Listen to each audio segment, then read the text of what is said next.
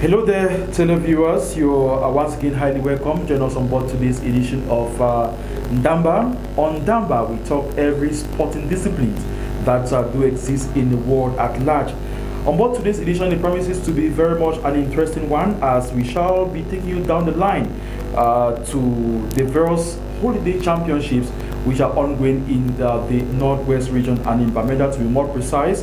Then, ahead of the national interpools, the Norwest champions will know their opponents by tomorrow. That will be when the draws of the interpools will be made known in Yaoundé at the headquarters of Fecafoot. Then these and much more, plus other interesting stories, we shall be discussing on board NDAMBA for this afternoon. Not leaving out talking about the volleyball lionesses, the exploit in Bangkok in Thailand, where they lost all their games. What are some of the lessons they have learned so far from the World Championships over there? And then not also missing out on the various tournaments over there in Europe, focusing on the English League over there, where we shall be talking about some exploits made by some players over this past weekend and more. So this and much more consider package we have for you on board today's edition of NDAMBA. We have Darlington Martins, who is on the technical dashboard, and then the producer for today we have Arnold Kwamo, and I am Tasi Bamenda. Will be joining the studio shortly by our analysts and guests on board today's edition of NDAMBA after this break.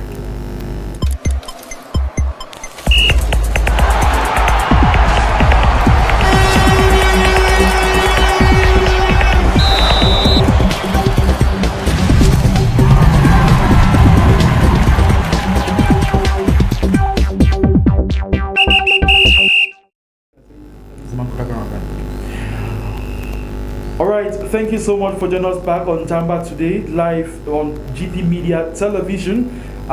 We beginning today's edition, we're talking about the various holiday championships which are ongoing. Before we do that, we want to let you know of our guests who is part and parcel on board today's edition of NDAMBA on GPmEDIA television. Once again, you are highly welcome, Atigi Samuel. Hello, Tasi Peter. Thank you very much for having me on this edition of NDAMBA on GPmEDIA. All right, you followed the various holiday championships we have in the region. Maybe just a brief summary before we dive into taking the particular championships which have been ongoing in the region so far. Thank you very much. As I did mention the other time, in Ngobutunja division, there had been holidays championship, where in Babisi subdivision and in Dop Center, and there we had volleyball, we had handball, boys and girls, and then we have football.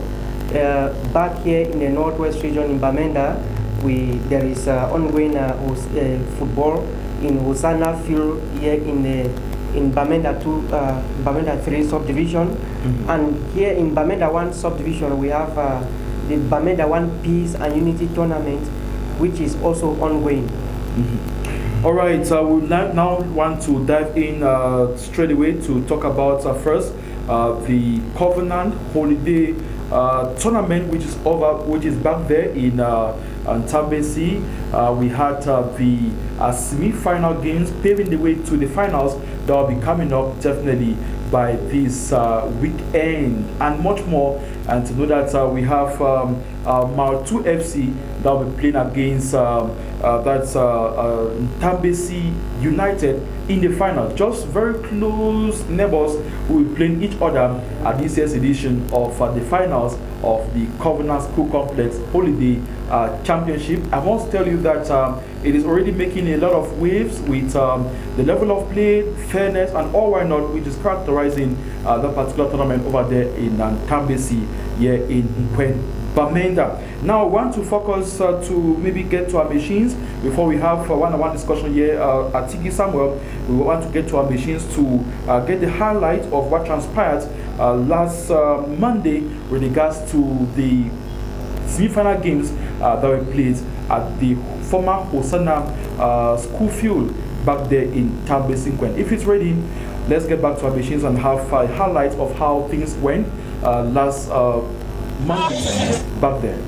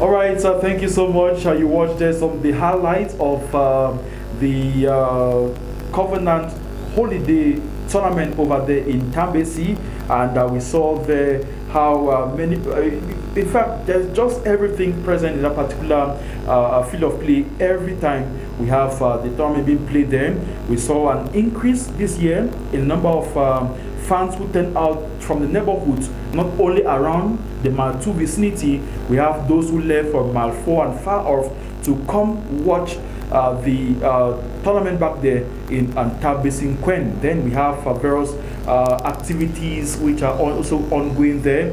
We have a lot of hawkers and all of that. You know, just the ambience. Maybe you have some words for that. Yes, that's it, Peter, there at the Covenant University Institute, where is being called the Usana Field. When you go there, you see a lot of ambience. I don't know, I didn't know that girls or women love football this much. When you go there, you see most of the people, you hear them shouting at the ladies. When a person scores a goal, you see them running to the field to go and hug the person. I mean, the ambience there is too much. For dress code, you go and see girls with all types of dressing, collants flooded everywhere, and all of that. That can even tempt the players that are playing there in the field. In the side of economic, they sell dog meat there. You go, there is dog meat, there is goat meat, there is also pork, there is fish there. If you want to eat dog meat, you'll be served. I mean, they sell all of these things. And then one of the most annoying things is the proliferation of assorted drinks, especially these canned drinks from Nigeria. If you go there, you see all types of assorted drinks, especially the canned drinks. Even the Cameroonian drinks are there too, but you see most of these drinks from Nigeria are being consumed by young people who turn up for this holiday jamboree. Now, I want also, we saw some images there a while ago, just briefly about the stadium itself, and I want to comment about the undulating nature of the pitch and how things are ongoing back there at the Tambesi. But the players seems to have mastered that particular stadium and how they have to play or practice their football in that stadium without any complaints, and everything moves on smoothly. Yes, you see the stadium there. When there is when rain has fallen, the field is muddy. When it is dry, the field is dusty. So they are just used to the playground, and since we don't have a lot of infrastructures in our own region or in our city, Bamenda, they manage it and they are used to it and they go for it, they manage it, and by the end of the day, they are happy that at least they participated for a holiday jamboree, and that's it. And then we also saw the aspect of the humanitarian aspect of the promoter of that particular tournament, who is ensuring that he does some humanitarian works, bridges linking quarters. He has ensured that he works on them. About a couple of weeks ago, he worked on the main bridge, which serves as a linkage between his campus and the neighboring quarter. Then we also had information that last Monday, while the quarterfinals games were being played, he was engaged in also trying to create another passage or a bridge that will link the other quarter in the downtown part of his establishment. that is wonderful. I call this social corporate responsibility. If all the schools or all the establishments that are in different neighborhoods, they carry on these aspects, then it will be wonderful. Because if you go to quarters like Sisia Quarter, you see heaps of garbage along the road. There's no one to pack them. Exactly. You see heaps of rubbish all over, diapers and all of, no one to pack them. You see bridges collapsing and the bridges are still there like that. So I am so happy that at least with such a corporate social responsibility, even children can cross through this bridge. You know, it's very, very accessible now. Children can cross through this bridge, so it is worth emulating other neighborhoods to emulate this social corporate responsibility. I beg your pardon. In other quarters, they provide free solar system, free street light, that solar system. In some other neighborhoods, like in Upstation, you see other people putting a standby tap in front of the door as their own part of social corporate responsibility. So there are different ways to do it. Just identify the need in your own community as an organization or as an establishment, and then focus on that need to make sure you also serve the population. I know for sure that maybe you are into much more of a humanitarian aspect and you want to talk much more. But now let's focus on another aspect about the tournament. We had some reactions or interviews which was granted to the producer on board this edition of NDAMBA on GPmEDIA television, and we hook up with some of the players, the team captains for the various teams, and as well the tournament coordinator, who of course had some words after the semi-final games that were played last Monday. I feel so overwhelmed. I feel so much joy and happiness. We started at the beginning. We were not good enough. I have to help the team by playing in the field. Then on the long run, I saw that I could help the team more at the goal post. So I had to go back to my position. As the captain, I had to bring my team. Let's be united, because that's the only way. That's the only way we can win. Nobody believed in us in this competition. Nobody believed in us, but here we are playing the finals of this competition. So all glory to God.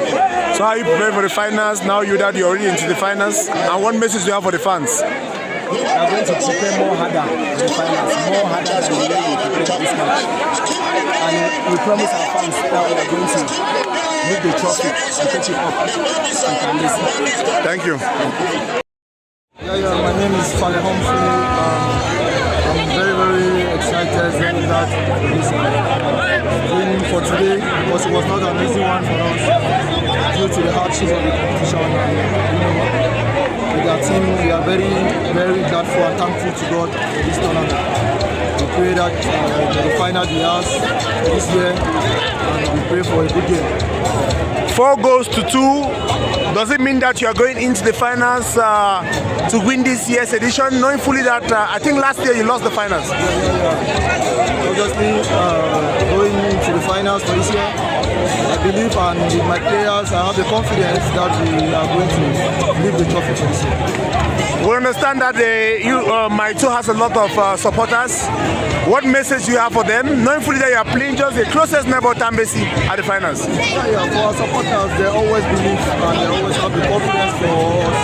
So I just want to tell them, I just want to let them know that we will leave the trophy with them. We are going to make the quarter very proud. They are very proud. And for our opponent, we give them the respect, because football is all about respect. You respect your opponent, so we believe we are going to make the game very, very good. Any message to the cup donor? Yeah, for the cup donor, once more, I want to say thank you to the Covenant tournament for this great opportunity, for making the youth come together. I want to say, may God continue to push him up and continue to bless him.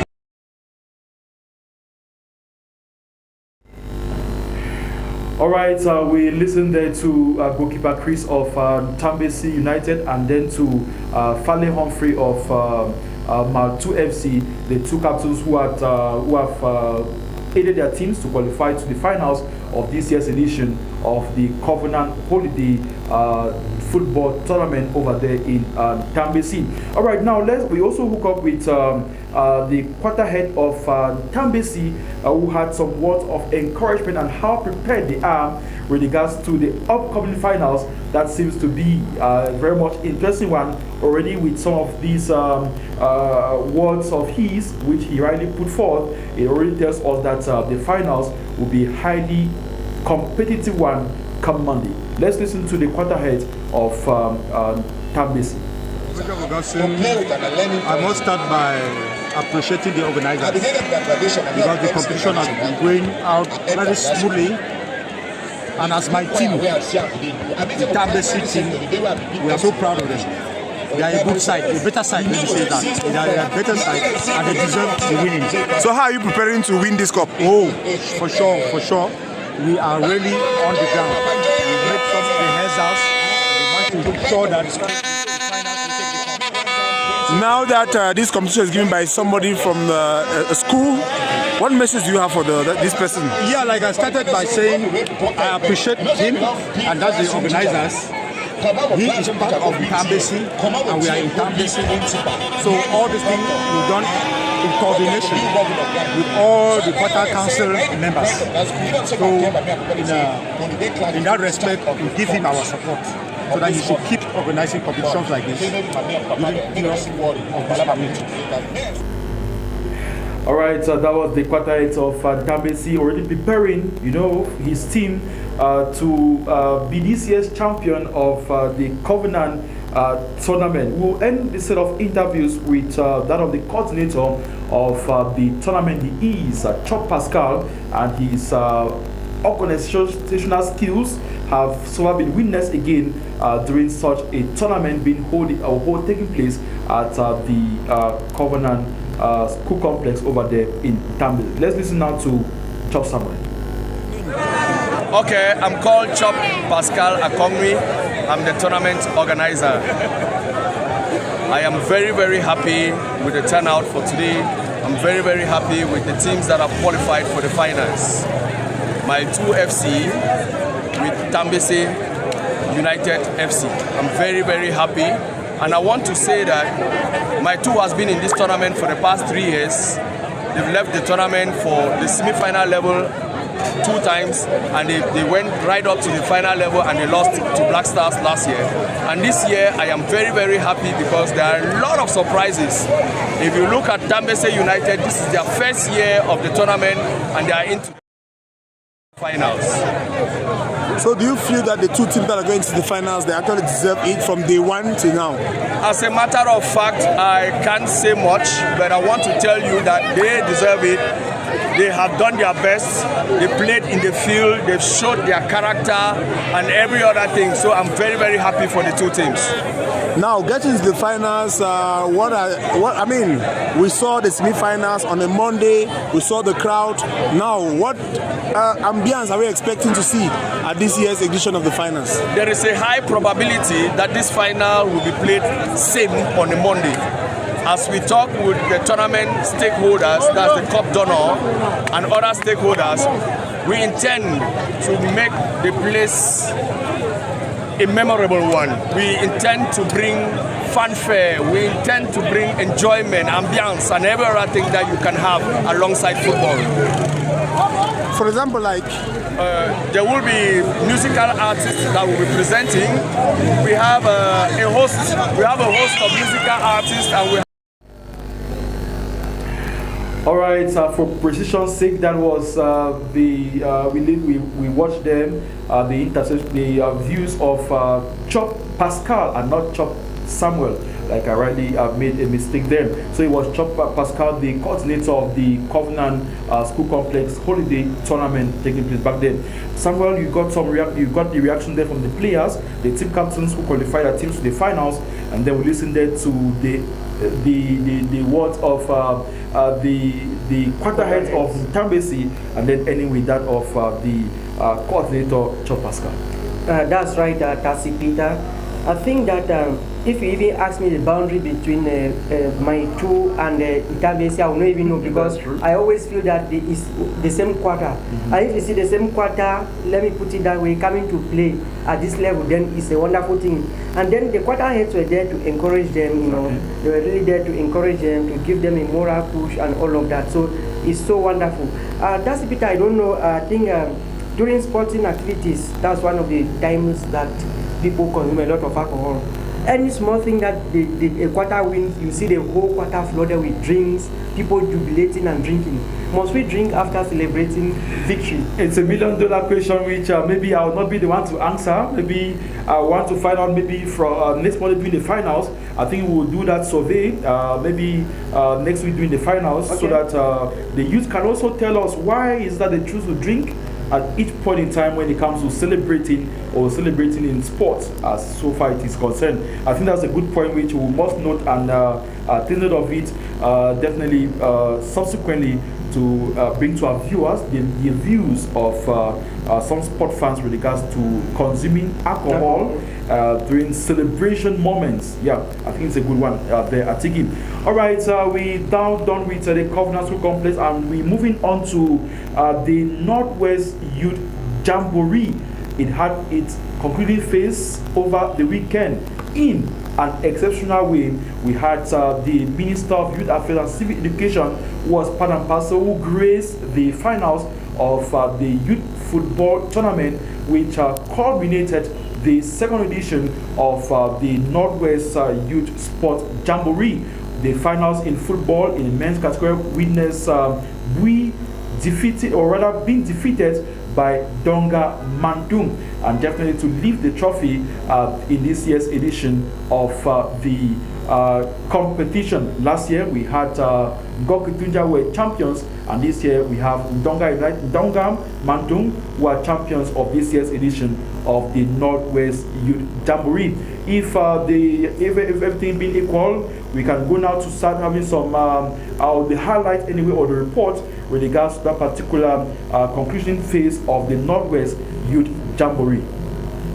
The Minister of Youth Affairs and Civic Education has officially closed the second edition of the Northwest Youth Sports Jamboree, organized by the Cameroon National Youth Council Northwest Bureau. The young people have been waiting for Minister Monuna Futso choosing the direction of Queen Division. After giving the official kickoff of the finals played between Bui and Donga Mantum divisions on Tuesday, August 26, 2025, the minister appreciated the active participation of the youths. I encourage those who have organized those activities, the different categories offered to young people, and the young people themselves who participate in this activity to be ambassadors once more, go and sensitize their peers in villages and quarters, particularly during this back to school period and especially during the coming presidential election. The president of the Cameroon National Youth Council for the Northwest, the host of the competition, is satisfied after a successful end. We know that sport is one of the unifying factors. We discovered that last year when we had the first edition of this same Jamboree, which was initiated by the national president, Madam Fatimato Iyawa, there was a little bit of calm and peace in the region.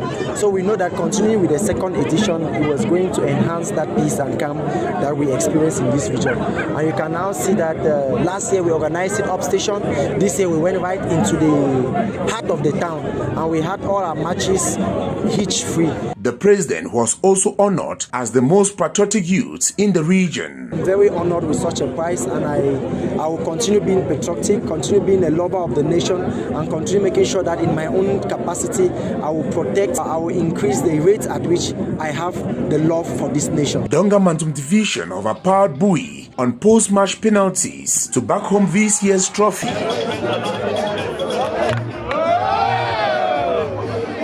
The divisional president of the Cameroon National Youth Council of Ndonga Mantum Division shares his joy. Hard work actually pays. It will be interesting to let all of you know that last year we went in for this competition. It was not easy. We were kicked out at the semi-finals. And this year we are opportune to have succeeded as a champion. thanks to the collective effort of the team in place, the team manager, the perfect collaboration between the team players and my office. In order to honor the youths of the Northwest region, the winners of the different sports categories received their prizes in a special gala night at Awantor Hotel, Upstation Bamenda, in the presence of the Cameroon National Youth Council presidents of other regions, as well as the first national vice president of the council.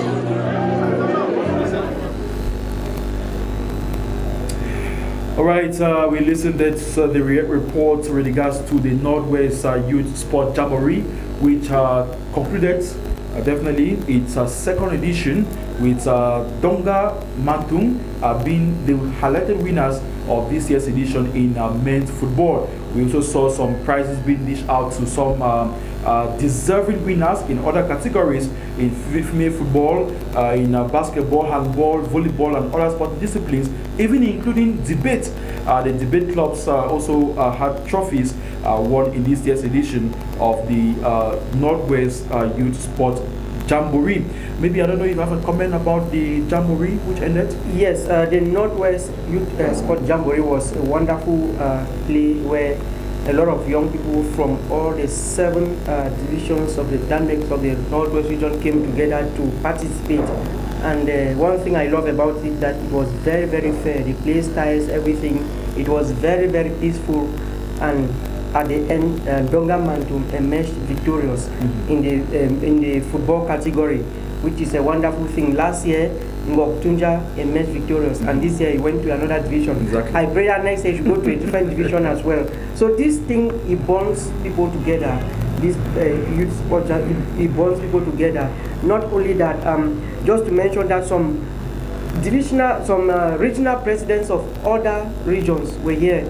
The regional president of the Cameroon National Youth Council for the East region was here with us to witness what the Northwest is doing, and they appreciated it. We also had the youth president for Cameroon National Youth Council in the West region. He was also here. I think 5 regional presidents were here, and they loved it. It was so wonderful. The images that just passed, you saw them dishing out prizes during the gala night. Exactly. I must say congratulations to the organizers and the sponsors for this particular edition of the Northwest Youth Jamboree. Maybe just briefly highlighting about one of the main organizers, the one who is at the head of the organization team of the tournament, as Mekom Samuel, who is also doubling as the president of the Cameroon National Youth Council. He equally succeeded in organizing this particular second edition, and why not more kudos to him, given that he had to bring about the various youths from the 7 divisions of the region to commune together. And why not, the initiative of the gala night was well bought by many of the youths. You know, they are youths, they love those kind of ambience, and all why not that characterize that particular evening. Yes, Ebwa Takang, who is the regional president of the Southwest Cameroon National Youth Council, he mentioned to us that he didn't believe that such a population is still in the Northwest region. Watching the Northwest region on TV, you think that there are no more youths there. And then Abo Sesa is the Cameroon National Youth Council for the East region. He too was so amazed with the turnout. And then Mbadiang Yombi just was so happy with the quality of food that he saw in the Northwest region. That's the Cameroon National Youth President in another region. So, I mean, all of these people, they really loved Cameroon, especially in the Northwest region, and they did not believe to see such quality coming out from the Northwest region. From the beginning to the end, they were just smiling from molar to pre-molar. Exactly. And we shall be looking forward to having maybe updates subsequent on board NDAMBA on GPmEDIA television about the Northwest Youth Sport Jamboree. That's where we must have also caught up with the organizer to tell us about what is ahead of time with regards to the next year's edition of the Northwest Youth Jamboree. All right, let's leave that and focus now on the Bamenda 1 Peace and Unity Tournament, which is in its 6th edition. We had the quarter-final games that were played yesterday, and that was yesterday being Wednesday, that's August 27, and the games are being played or taking place specifically at the Bamenda Proximity Stadium over there in Tafi, or we want to call it the Tubola Stadium, over there in Bamendankwe. That's where we have the Bamenda One Piece and Unity Tournament, which is so far ongoing in that particular stadium back there. We had some of the results yesterday at Tigi. We had in the under-17 category of football, we had Bujong United that lost 0-1 to Zone 8 United, who are this year's champions in the under-17 category. Then moving over to the senior category, we have Antenna for All Stars in a highly interesting encounter that were outsmarted from the tournament by Abumutri FC 2-3 on post-match penalties. We also had Atubola FC that were ousted by Zone 1 United 3-4 on post-match penalties after the game had ended 2 goals on either side. And then we had the last game yesterday was Bujong United that saw out Abango FC by 3-1. There's one thing, Tiki, which many persons left that particular stadium quite happy, is the level of play and as well fair play, which is also being witnessed in the Bamenda One Piece and Unity Tournament. That is very right, Tasi Peter. The fun of Bamenda, where he himself was there, he was really surprised to see that such quality football is from the Northwest region, especially in his village. And there was a lot of fair play, as you said. You know, our teams are not even used to this new model of the field, playing on turf. I mean, it was so wonderful. People just came there and watched. And if we continue to have such sporting infrastructures in the Northwest region, I bet you in 4 years' time, each year will be taking the Cameroon Cup. Exactly, you're talking about that for Fortescue the third, who was part and parcel. He's made it clear that to us that it was his first time coming to watch the Bamenda One Piece and Youth Tournament this particular year, and when his team, that's from this Palace area, they were playing against that should be Atubola FC, yes. And they succeeded to have a victory that game, which makes them to go to the semi-finals of this year's edition of the tournament over there in Babinangwe. Yes, the first quarter is called Zone 1, and in that Zone 1, that is the quarter that the form comes from, and they won Atobola that are having this field in their own quarter. So you can imagine the joy that they had for the form had yesterday. Exactly, we will not comment much as well as when the tournament will be coming to a close. Surely, maybe you have some few updates about the tournament. We had more information that it will be coming to a close this weekend, while the semi-final games are programmed for this Friday, if I'm correct. Yes, tomorrow, which is Friday, we have about 3 matches. Saturday we have matches, and then Sunday they will be closing the tournament.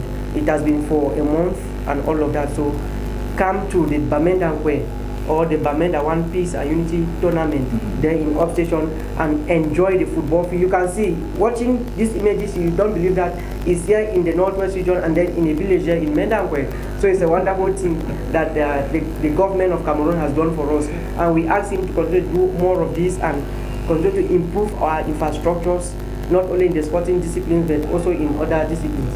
Anyway, it comes at a time when at Tigi we have many persons clamoring that such infrastructure should be multiplied in other areas of the Northwest region. We'll leave these beautiful images for you all out there to move now to Bamunka in Dop, where we had the finals of the tournament that took place there in Dop over the weekend at Tigi. Yes, Tasi Peter, there in Bamunka in Ndop. Bamunka is the center of Ndop, and sporting activities have been ongoing for the past 1 month, and there was a closed last week Sunday, and they awarded prizes to the football team, the handball girls, and then the volleyball. The prizes were they were quality prizes. This cup has been donated by Honorable Njingu Musa, and he was assisted by the Senior Divisional Officer for Mbokutunja Kwetong Haddington, which they put hands together to make sure that this tournament is being played. And it was a wonderful tournament. The quality was wonderful. The turnout was marvelous. I didn't believe that in indoor. There are still many youths in that area, but there was so much camaraderie. Let me put it that way. A lot of fanfare, people dancing left and right, jubilation and all of that. After that, as usual, they went to the bar to celebrate. It seems as you have a problem with celebrations using alcohol. Not that I have a problem with celebrations using alcohol. It's just that each victory people take to the bar. So I don't know what's in the bar that victories always go there with a bottle. All right, we'll find out much more, like we did say, about that subsequently on NDAMBA on GPmEDIA television, as we see the images there from Bamunka Indoor. The finals, which was being powered by Honorable Jingum Musa over there in Dub. And definitely we've talked about all the tournaments, which are ongoing so far, while we still have a lot of finals that will be coming up in the days ahead, and we shall not miss any action to bring you all the reactions and all why not on board GPmEDIA television when we come to sport. And definitely we're not talking all about football. We're going to be talking today also about volleyball when the time comes. Let's now focus on Fecafoot. Samuel Eto'o's leadership marked by several allegations so far. We get information that the Cameroon football players represented by Mr. Emmanuel Salai, a reputable lawyer, we all know him just so well, have taken to the Ministry of Sport and Physical Education. We had a FIFA Ethics Commission, as well as the Confederation of African Football CAF, with regards to denounce the poor governance of Samuel Eto'o as the head of Fecafoot, and the allegations has to do with the condemnation of tax fraud in Spain. We know about that particular aspect. We have corruption and rigged matches, conflict of interest with an ambassador, contract with 1xBet, embezzlement of funds from friendly matches, arbitrary suspension of members of the security committee, as well as the electoral manipulation. These are just few of the points we pick out with regards to this particular aspect. But then my concern is, Atiki, each point in time we have all these allegations. The man himself, Samuel Eto'o, as president of Fecafoot, he remains resolute to his ambitions, his roadmap taken already with regards to the management of Fecafoot on daily basis. The first thing is that it's not easy to be a star. Once you are a star or a public figure, a lot of eyes are on you, and you have to know in the way how you do things. You know, each action you take, there must be critics. People must talk about your actions. So as a leader, being a star and a leader, you have to know how you manage your office or your space so that you not attract a lot of these gossips and critics around. I'm saying this to say that, you know, Emmanuel Salai is a lawyer, as you rightly said. It's not only in Fecafoot that all these malpractices, game fixing, embezzlement, and all of these charges levied against Samuel Eto'o are taking place. In other ministries, these things are there. Why are they only focused on Fecafoot? There is Fecahan, right? There are other Fecas. There's volleyball. There's a female team. Why are they focused only on Fecafoot? It means that there's a particular interest in this federation that a lot of people want Samuel Eto'o to be out. Yeah. If not, why are they always focused on Fecafoot, leaving out the other sporting disciplines? You know, that's an argument which many persons are trying to put forth. But in regards to Samuel Eto'o being president of Fecafoot, many say that those who are filing all these cases, they say that he came in to survive, or rather, he came in to fix football issues, but he is instead compounding the so many issues again in relation to the past other issues with regards to management of football in Cameroon. And you know where all this is from. The various referees issues. We have the various match fixing allegations here in Cameroon. We have the aspect of recent about electoral manipulation, which the minister came on board to stamp his hand on it, to say that with regards to his communique, which he rightly pinpointed clearly that with regards to all these issues being cited, the statute of 2021 is the one which he duly recognizes. Any other thing for him as Minister of the Federations of Sports in Cameroon, he does not recognize all the other statutes being voted by the executive committee of FECAFOOT. Maybe they have a reason? Well, too much tussle.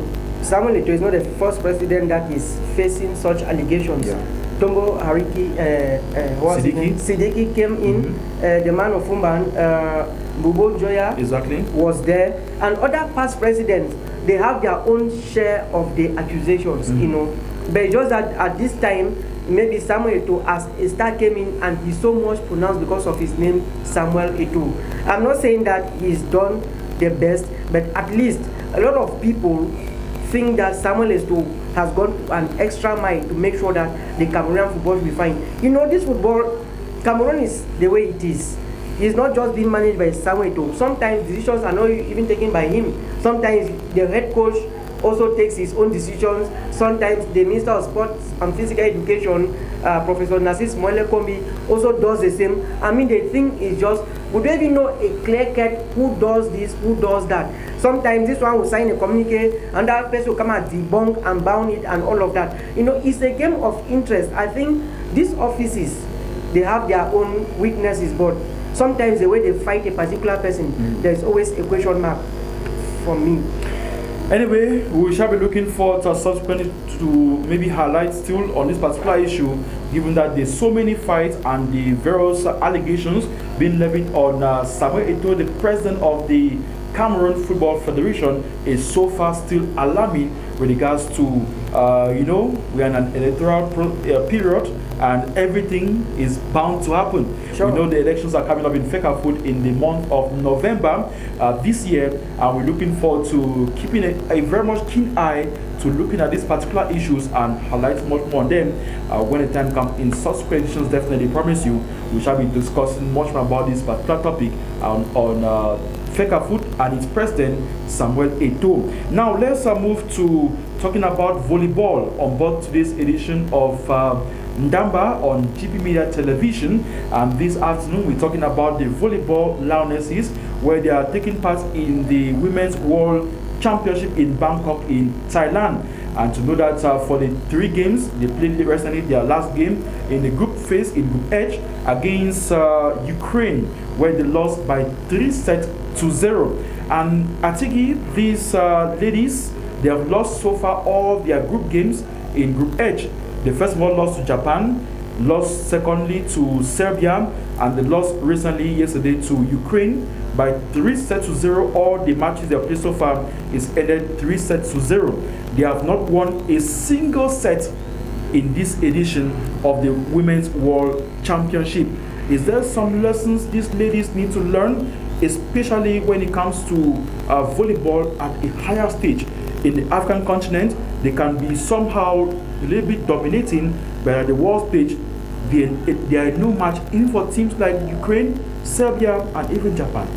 That's it, Tassi Peter. As I earlier mentioned, I told you that, you know, this is a sector that is also failing woefully, and they are only putting eyes on Samuel Eto'o and the FECAFOOT. Why are people not talking so much about this? 3 straight matches, no victory. How can you explain this? They spend the Cameroon funds, they spend the taxpayers' money to go and be wasting it over there without any victory. You know, these are the kind of things we are talking about, that they should be sanctioned. They should look into it. The technical team, the technical people of the coaching team and everything, they should look into it and see the person that is not doing his or her job, and then make sure they put the person into track. The next thing for some of these tournaments is that the coaches or the coaching staff are sacked. Should we be awaiting something like that? Yes, they should sack them. They should be sacked because they are not performing. We also have persons who also believe that it's always good to leave these coaches to have a good chunk of time and a lot of years or months with these players to understand them build them up. We recently saw what transpired during the Under-20 volleyball tournament that took place in Yaoundé, and the ladies were defeated in the finals, but they stood tall in the tournament so far. Are we not looking forward to having much of these young talents drifting away to replace the seniors who are definitely underperforming at the level of the volleyball learners of Cameroon? Well, with me, I know that a man may fall but rise again. That's one thing I believe in life. You must not just have successes all the times, but at least out of the 3 matches, they would perform at least one good match. They would have taken a victory for a match, so that we know that at least they are promising. But if they keep failing over and over, and then you say we give the coaches the time to mold them up, then I think there's a problem at that level. So they should be sanctioned. Even if they are not being sacked, they should be sanctioned. They should put some barriers to tell them that this is what is happening, and they should give them maybe a quarrel letter. Let me put it that way. We shall be looking forward to that, definitely. And now we shall leave talking about volleyball, and as we look forward to draw our curtains, we're talking about this time around Cameroonian players in Europe. I think we talked about this last week. We had some good exploits from players who are performing well over there in Europe, and many persons are really looking forward to them being called to the national team. We have one of them being Carl Eta Eyong, who plays for Villarreal. He's a striker.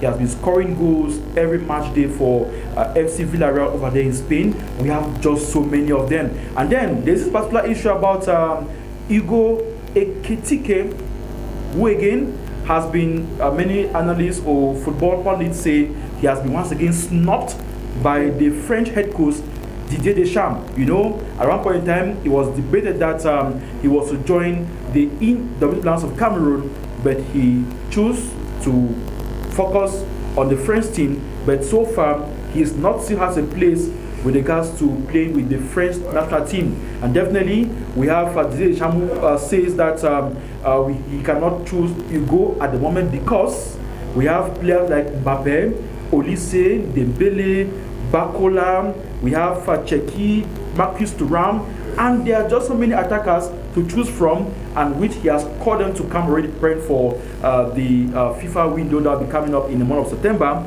But again, Hugo Ekitike, who now plays with FC Liverpool over there in England, has not had has a call-up. Should we be looking forward to him maybe preferring Cameroon over the French national team?